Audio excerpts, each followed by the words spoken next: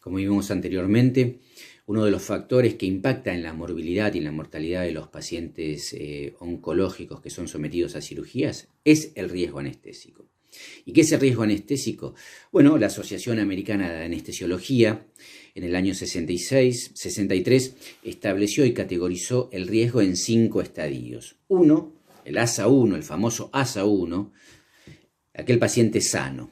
El 2 es aquel que tiene una enfermedad leve o moderada. El paciente en un ASA3 es aquel que tiene una enfermedad sistémica severa que limita su actividad pero que no es incapacitante. Este es uno de los estadios más frecuentes que uno trata a pacientes oncológicos. El estadio 4 es aquel que tiene una enfermedad sistémica incapacitante. Y el estadio 5 es aquel que viene moribundo y con una expectativa menor a 24 horas de vida, con o sin operación.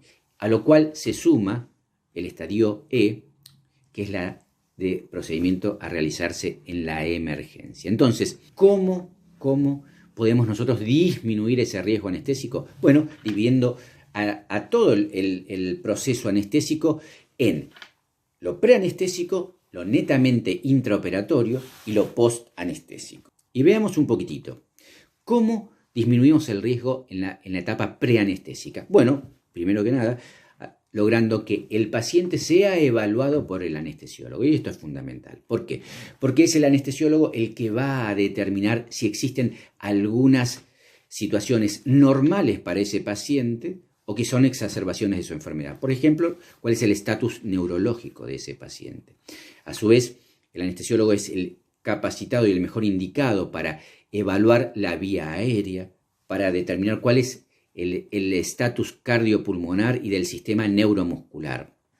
Determinar cuáles son los estudios requeridos en cada caso en particular, el laboratorio, el electrocardiograma, la radiografía, pero también determinar estudios más complejos como un funcional respiratorio o un ecocardiograma. Y además es en esta etapa cuando el anestesiólogo debe solicitar las evaluaciones por los distintos especialistas, llámese un otorrinolaringólogo, llámese un neurólogo, etcétera, etcétera, etcétera. Y a su vez, y finalmente, es en esta etapa donde el anestesiólogo establece cuál es la táctica anestesiológica indicada en este caso en particular.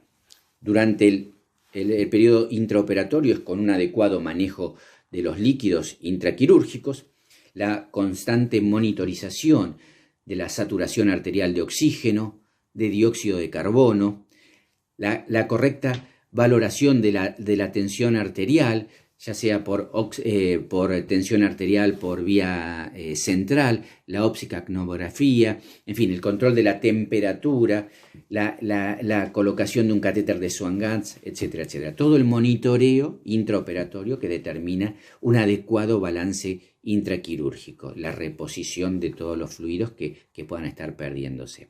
Y en el postquirúrgico o en el postanestésico, lo más importante es indudablemente el manejo del dolor postquirúrgico. Y esto es muy importante porque un correcto manejo del dolor hace que el paciente ventile mejor, sature mejor, tenga una mejor oximetría de pulso, tenga un mejor control hemodinámico, tenga una diuresis adecuada, se prevengan algunas eventualidades como la hipotermia, y todo esto tiene que estar no solamente supervisado por el anestesiólogo, sino por personal de enfermería capacitado.